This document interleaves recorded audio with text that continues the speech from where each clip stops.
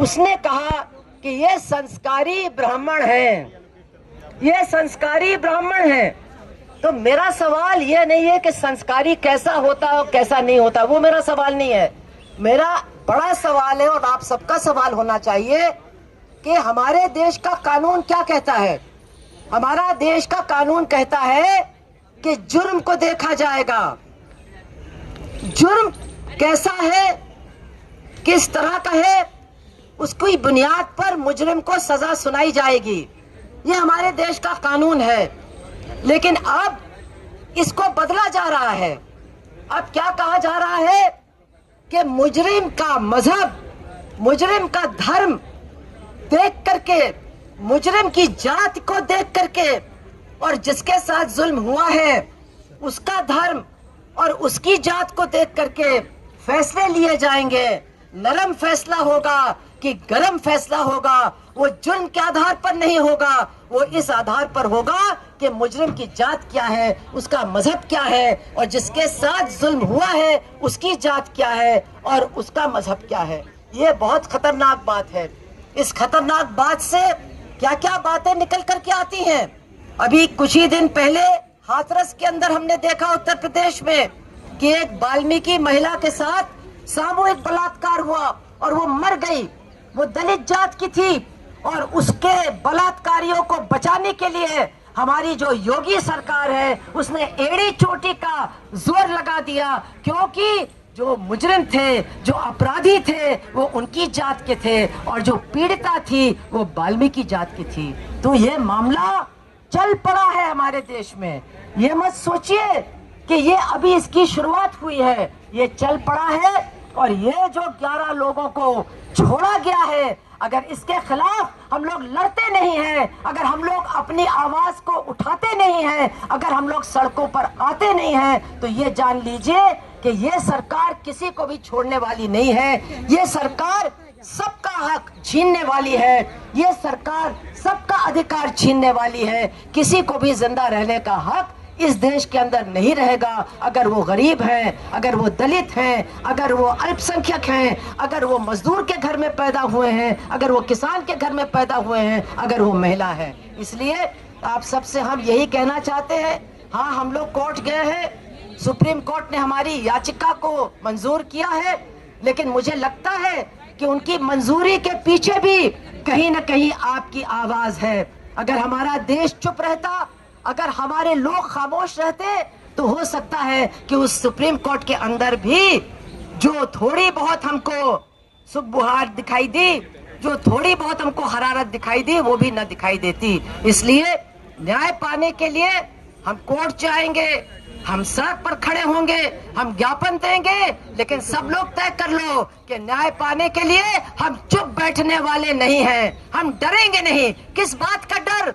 जो सरकार ऐसा कर सकती है एक बिल्कुल मासूम महिला के साथ, वो सरकार कुछ भी कर सकती है।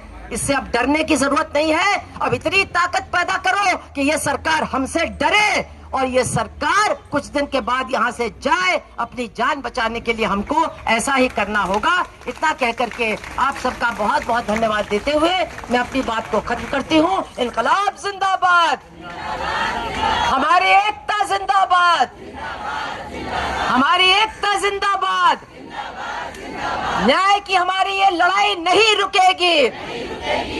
इस मामले में जो चैलेंज दिया गया पिटीशन, उसकी सुनवाई करते हुए एक जज ने एक सवाल किया कि इतना जघन्य अपराध उन्होंने किया तो है, लेकिन अपराध जो जघन्य था उसकी सजा उनको मिली है।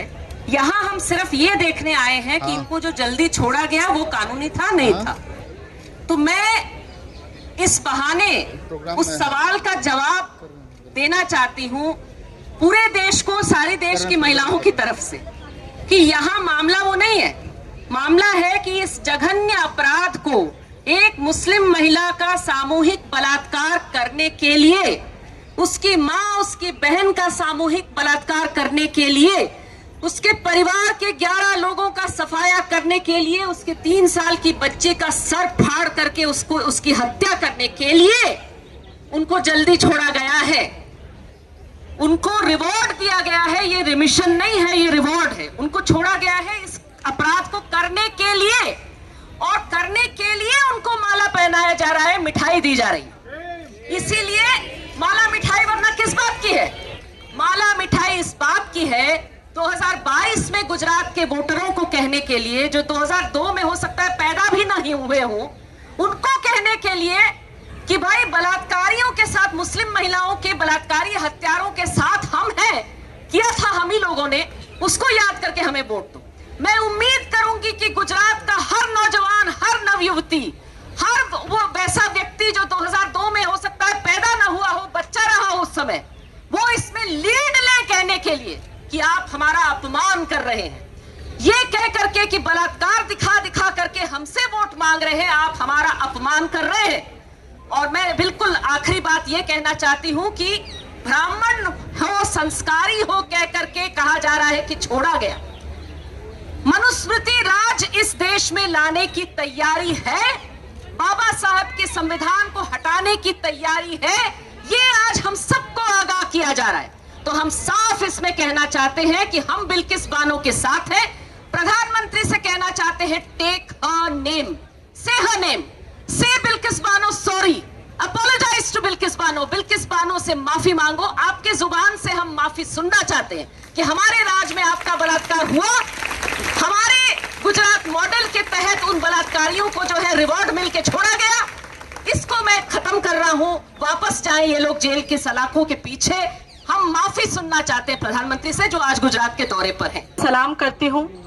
साथियों, 15 अगस्त जो हमारे देश के अंदर सांप्रदायिक सौहार्द, संघर्ष, त्याग और शहादत का प्रतीक है, जिस दिन को हमारे देश के अंदर इस रूप में याद किया जाता है कि 200 साल की गुलामी के खिलाफ, साम्राज्यवादी ताकतों के खिलाफ हमारे देश के आदिवासियों, किसानों, मजदूरों, दलितों, महिलाओं और तमाम शहीदों ने मिलजुल करके साझा लड़ाई लड़ी और इस संघर्ष को जीता।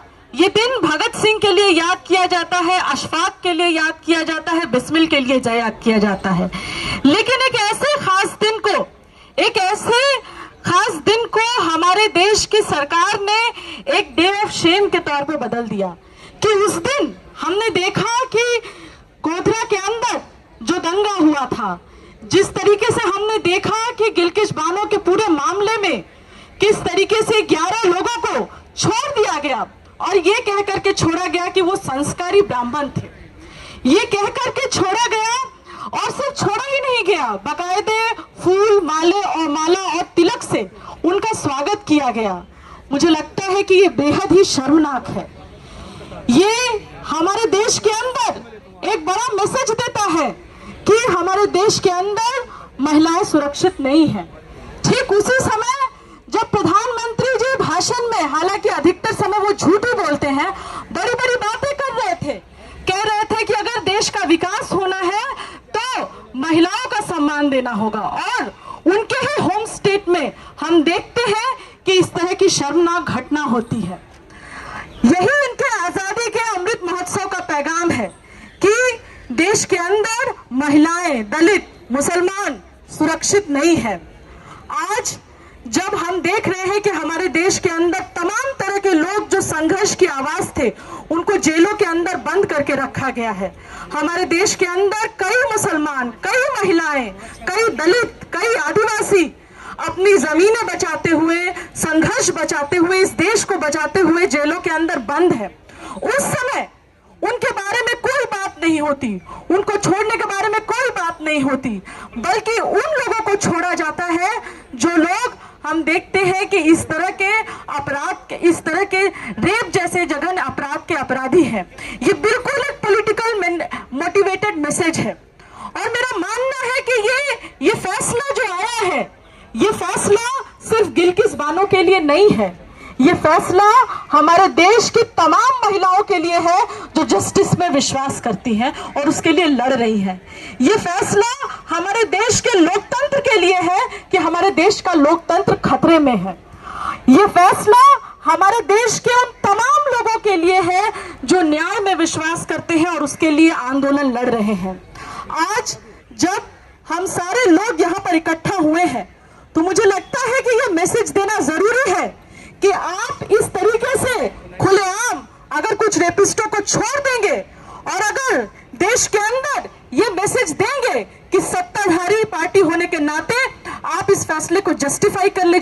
ये नहीं होने वाला है। सड़कों पर इसके खिलाफ आंदोलन जारी रहेगा। हम तमाम लोग गिलगिस बानो हैं, हम तमाम लोग उनके संघर्ष के साथ हैं और हम कभी भी नहीं भूलेंगे गुजरात में क्या हुआ था। अगर आप चाहते हैं कि आप इस फैसले से इतिहास को भुला देंगे तो हम तमाम लोग इतिहास को भुला देने की साजिश के खिलाफ हैं और तब तक लड़ेंगे जब तक हमारे देश में गिलगिस बानो को न्याय नहीं मिलता। शुक्रिया। इनकलाब जिंदाबाद। तो इनकलाब जिंदाबाद।